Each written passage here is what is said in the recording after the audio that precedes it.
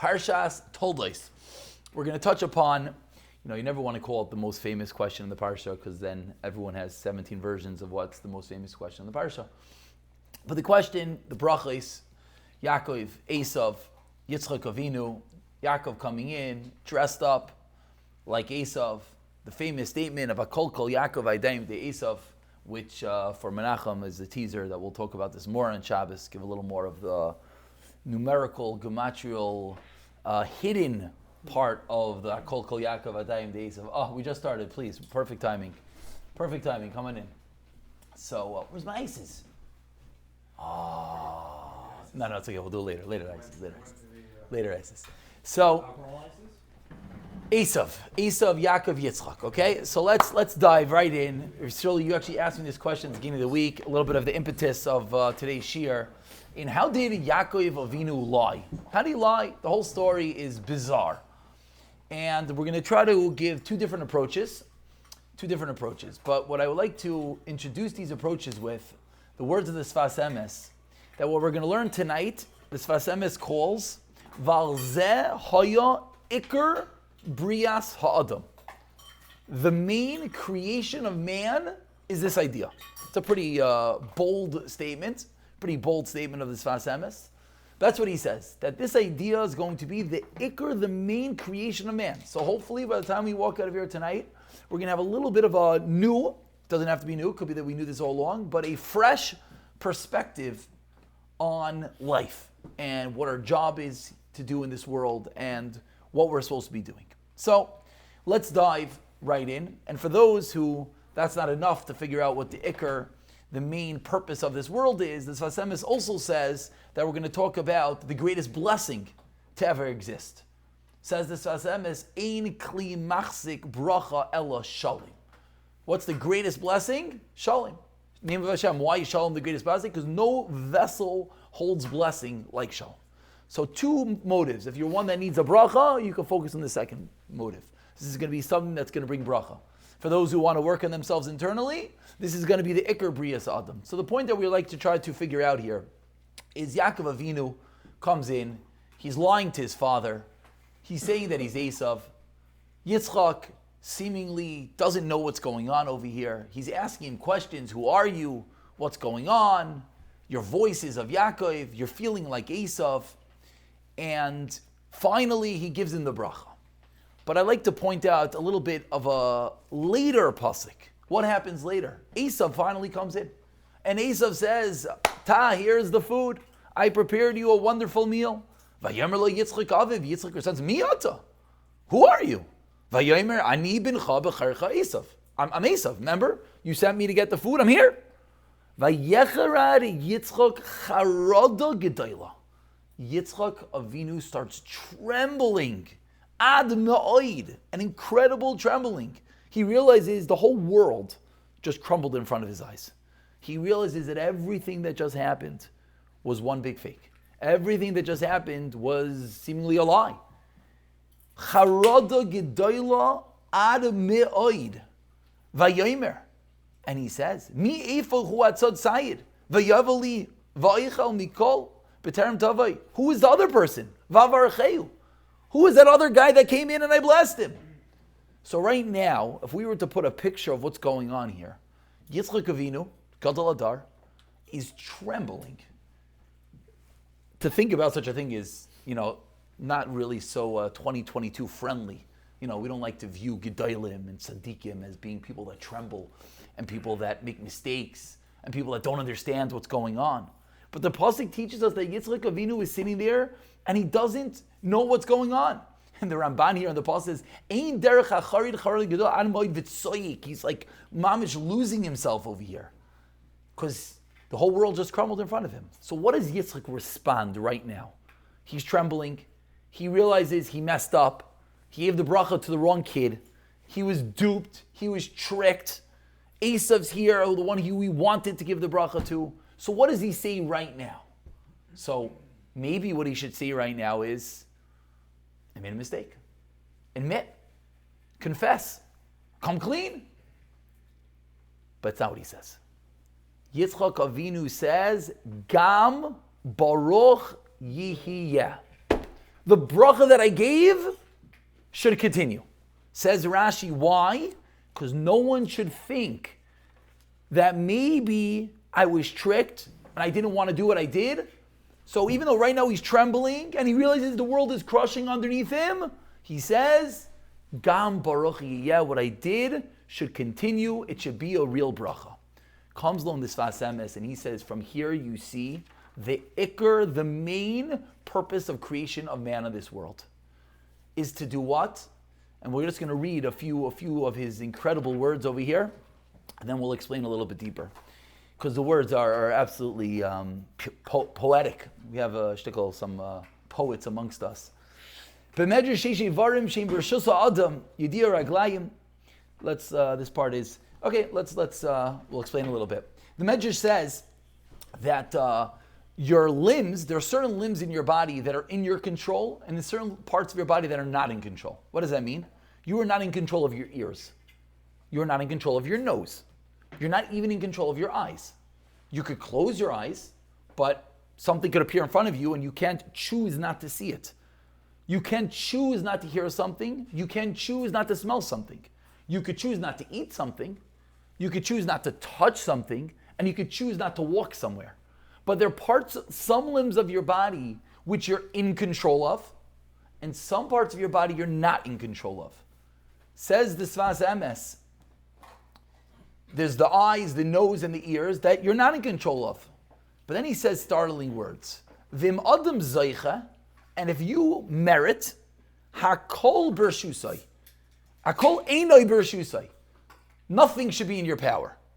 Can we think about that for a moment? If I were to ask you, what's the greatest merit? You would think to be in control. You would think that the highest level of tzaddik is one that can make sure that even that which goes into his nose, he's in control of. And somehow he could filter out his ears. And somehow he could filter out his eyes. Says the Medrash, no. The greatest thing is, if you're zoiche, nothing is in your rishos. Comes on this Sfas Emes and he says the following beautiful words. Hefik rotzoin harishayim liyois hakol b'rshosam. What's a rasha? A rasha is someone that needs everything to be in his rishos. A rasha is one that needs to be fully in control. V'hatzadik shechafetz b'chol liboy. What does a tzaddik want with his entire heart, his entire desire? Liyois batul hakadosh baruch hu. What's a tzaddik? What's a righteous man? I'm not in control.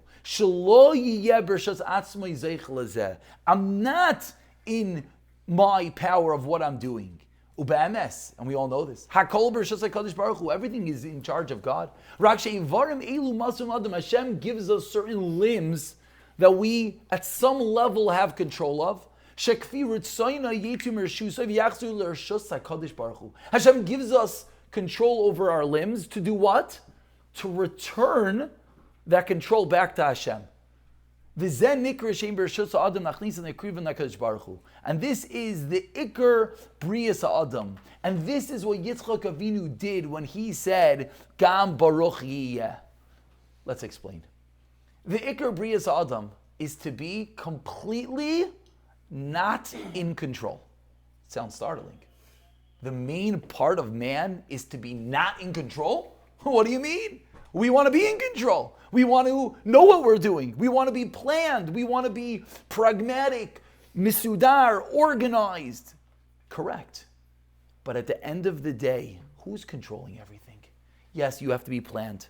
And yes, you want to have a motive of what you're always doing. But when the dust settles, who's making everything work? Hashem, God makes it all work.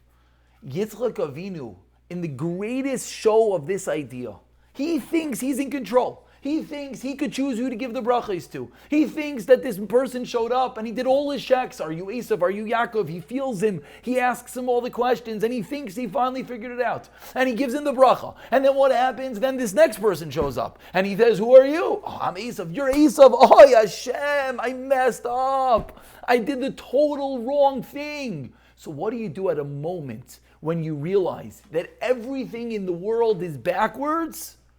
Gam Baruch Yiyeh. Hashem made that happen. That is what is supposed to happen.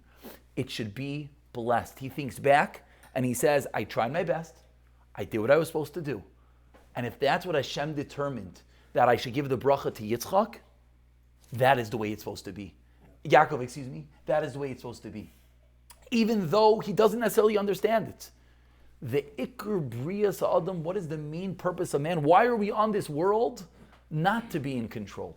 We're on this world to take our control and return it back to Hashem.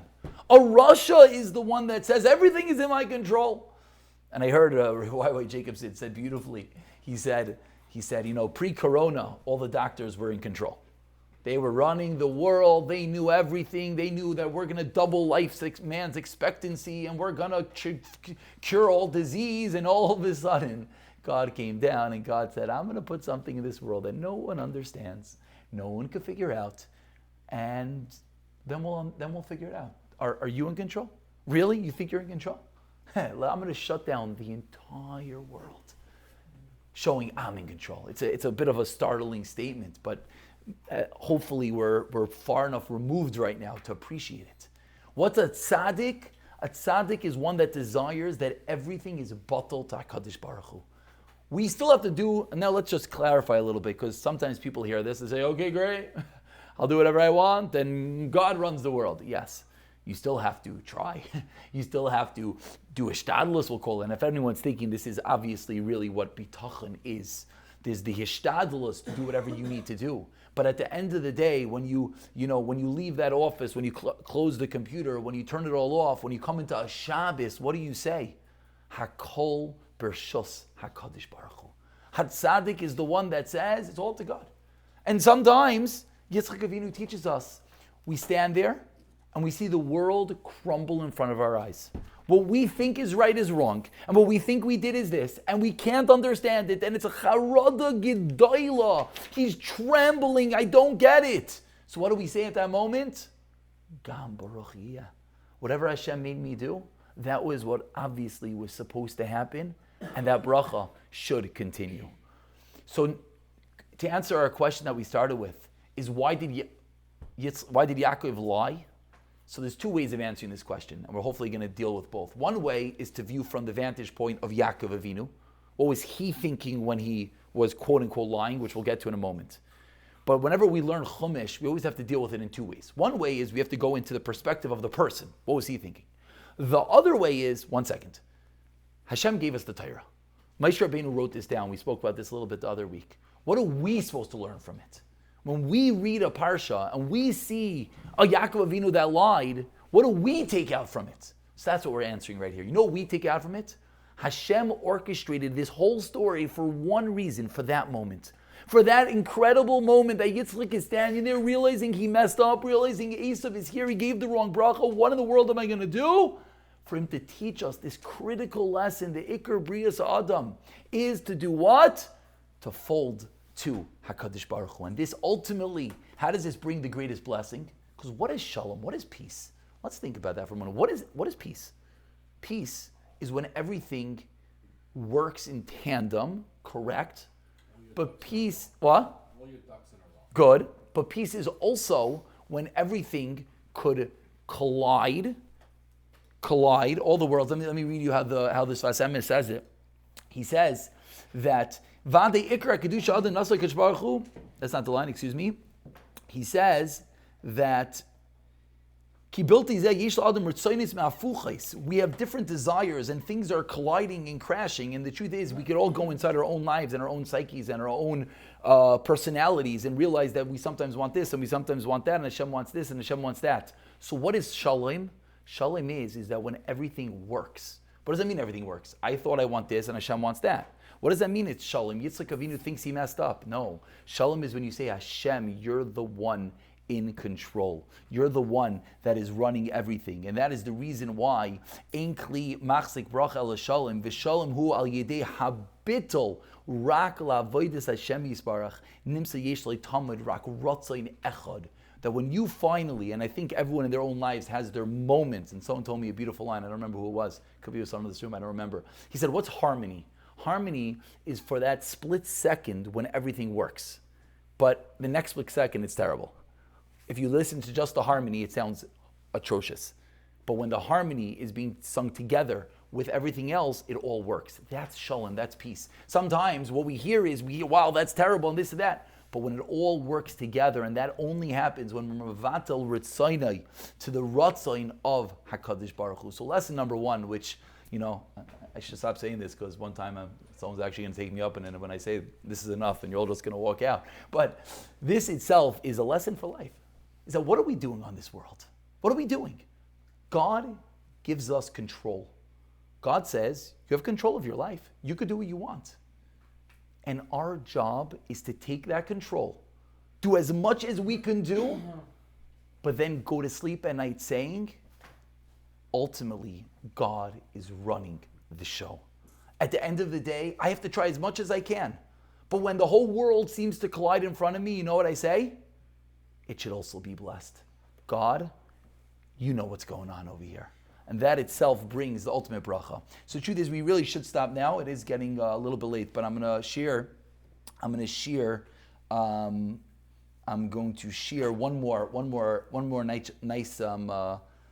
one more nice approach. Let's just go, just to answer the question a little bit, because that we only answer the question one way. How do we perceive Yaakov Avinu? But what about from the world of Yaakov Avinu itself? So this is a deep idea. I don't know if this is a 10 o'clock at night idea, but I'm going to try. I don't know if anyone else had a strong coffee before we started, but I'm going to try. This is a little bit difficult. I'm going to first explain it usually you say it and then you say the mashal. I'm going to start with the mashal. To try to understand it. Dr. Jekyll and Mr. Hyde. That's the mashal. What is Dr. Jekyll and Mr. Hyde? The way that I was explained it from someone who explained it from a psychologist is that the two sides feed off each other.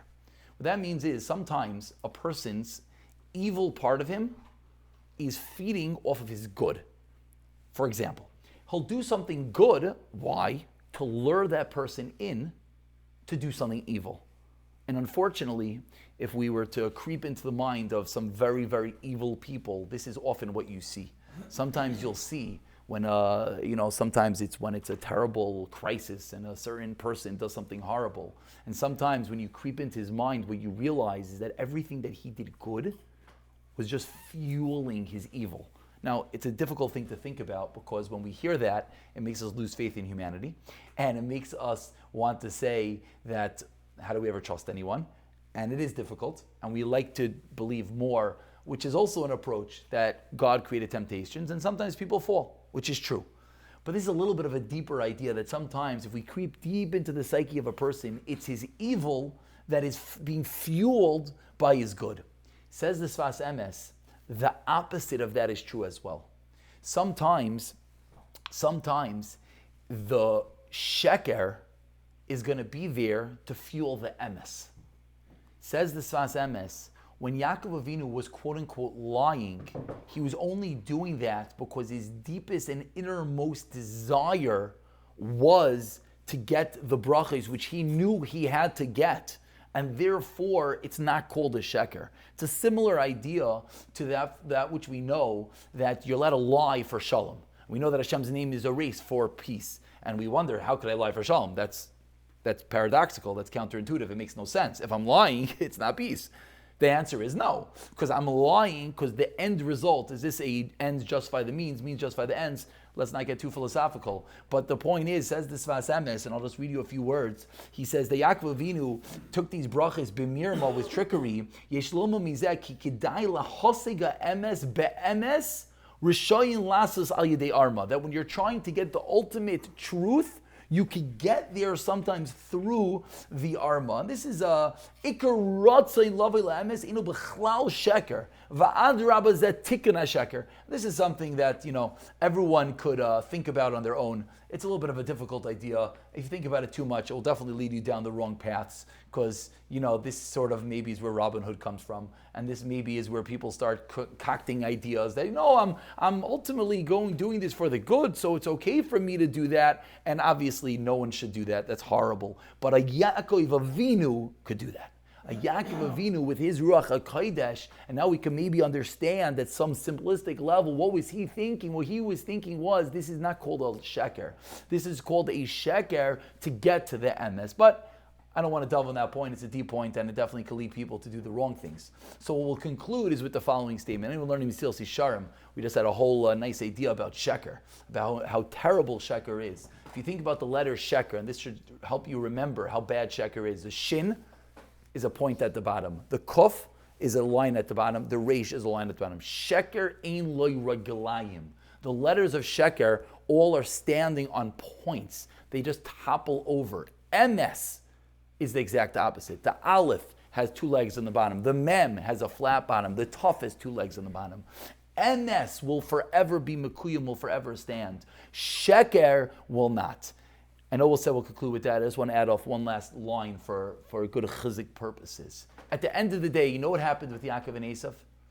Yaakov Avinu received the bracha as an Esav. What does that mean? And this is also probably an idea we'll talk about on Shabbos. Is that forever and all eternity, that when someone might feel like an Esav, when someone might appear like an Esav, Yaakov Avinu, for all eternity, received the blessings so that no one should ever despair. Is that if any point in life someone feels that my externals are horrible, I'm doing the wrong thing, I'm lost, no one is as hairy and as ugly as he was at that moment. And yet, he received the ultimate blessing to teach us that if there's ever a point in life that we might feel that externally we're not there, we always have to remember that internally there is always that spark, there's always that blessing that Yaakov received for all mankind to never ever despair. And this is obviously a very basic Jewish concept, and we can't end as Rosh Chodesh Kislev without mentioning this is, of course, the Pintel Yid, and this is, of course, the fire of Hanukkah, and this is, of course, the fire that pushes away the darkness, is that there's always something deep inside. And the Sfas Emes says that specifically he had to receive the bracha looking like an Esav so that for all eternity no one will ever despair.